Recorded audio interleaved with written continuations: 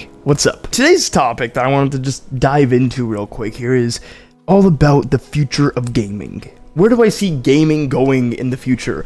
How has it been changing recently? And, you know, I am not someone who's been playing video games nearly as much as I used to. It's something that I'm much less into, but I still really enjoy when I do play. Like, for example, my current favorite game that I'm playing is Castle Crashers, which is an indie game from 16 years ago.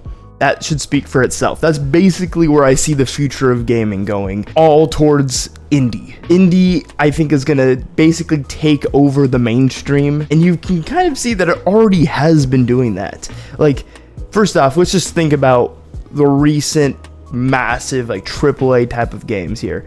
The big one that comes to mind first, Call of Duty. The past 2-3 Call of Duties have not been that great. I'd say, honestly, since 2019 Modern Warfare all the way to present day, all of the Call of Duties I have not been a fan of. I don't think many people have been as big of fans of them. The only one that I liked a little bit and I thought was actually decent was Cold War, but that's just me because I like the zombies, even though it wasn't as good as previously. But I just kind of liked Cold War's feeling more. So I'm kind of excited for Black Ops 6 to see how that is. Maybe that will, you know, make the series have a little bit of a revival and bring back that zombies that we all love and stuff. So that's what I'm hoping for. I'm mainly like into zombies, although I do play multiplayer and stuff. But you see, Call of Duty kind of been flopping every year. But think about recently. What games have been popping off like crazy? Well, a few that come to mind are Lethal Company, Palworld. I mean, go back a little bit more, you could say like Among Us. Every single one of these like massive games that like pop out of nowhere, they're just these little indie games made by like maybe one person, maybe a few people, depending on like how like indie they are. Sometimes it's like, okay, they have like 50 plus people in the studio. It's not as indie, you know, but it's still like less like corporate. And I think that's why people love these types of games, because it's focused on the people. You can feel the passion in the indie games, and that's why people keep gravitating towards it. I mean, for crying out loud, the best-selling game, I'm pretty sure, is Minecraft. Minecraft was literally made by one dude. I mean, yes, it's been updated and expanded upon, and, you know, a lot has been added to it, but it all started with one guy. And the fact that that one guy ended up creating what would become the biggest game ever as a single person. And why? Because people love the passion and what you're able to do with indie games. And I believe that's why the future is, it's already switching to be more indie focused, and I think it's only going to continue to really dive into like the indie side of games, which is great for me because guess who's trying to create a game? Your boy. I know, it's pretty cool. Will I actually complete it? Only time will tell. I'm trying with this one. It's actually really cool. I'm just trying to make like a short little game. I have like a devlog video about it, kind of going over like the progress and stuff if you want to check that out. I'll probably put the link in the description. But man, it's really interesting seeing like all the games that are blowing up.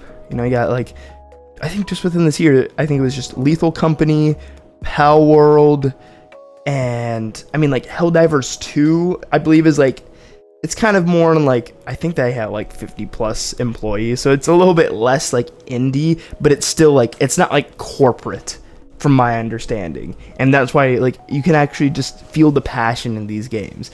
I mean, I can't say like firsthand completely because I haven't really played them, but from everything that I've seen and the videos I've watched, like going over to the game and just what I've heard about the games and stuff, I can see like there's a lot of passion put into these games and creativity and just that fun factor. I talked about this in my last video on Castle Crashers and like why it still holds up and why it still works 16 years after release. And it's just because it's so fun and creative and over the top and something that people just aren't doing anymore outside of indie games. Castle Crashers, indie game. I'm pretty sure, I don't know how many people made that game specifically, but 16 years later, the company only has like 23 employees, I believe it said when I looked it up. So that's pretty indie, I would say. given that it's also less less people back when Castle Crashers came out. It's just so fascinating to me. You know, it's crazy to see like these big companies just want to keep pushing out the same junk for the most part. And, you know, people will buy it, of course, but then people, after they buy it, they just stop playing it because they're like, oh, wait, this actually isn't fun. And that's kind of the point of a video game, you know, to have fun. But, you know, it's a shame. But I think if, you know, the indie games that kind of like how it has been, if they just continue to just keep ramping it up and people keep loving the indie games, one, that's gonna just, there's just gonna be so much more wild, creative, fun games out there that you just wouldn't see otherwise. Because indie games can take risks, they can do their own thing. They don't have this massive like corporation saying you cannot do that or you cannot do this. And I guess it's just like usually like a smaller group of people just trying to make a game that people will enjoy. And it's awesome. And I love it.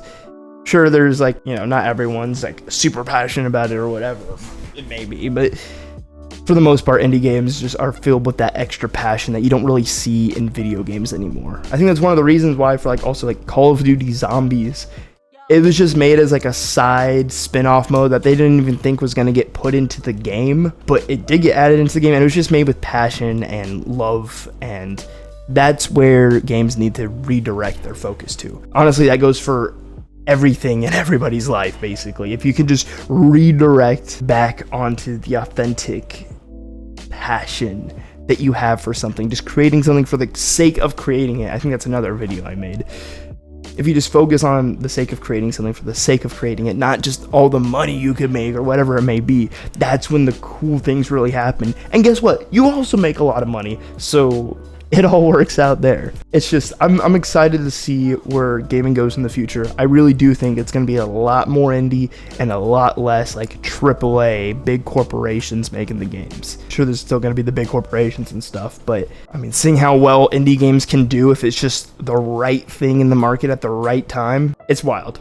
And I'm all here for it. But with that being said, I'd love to hear what you think about this down below. You know, leave a comment, let me know. I always like to hear your thoughts. I truly do appreciate it. Also, while you're down there, be sure to subscribe so you don't miss out on future videos, and like if you liked the video, dislike if you disliked. I don't really mind, you do you.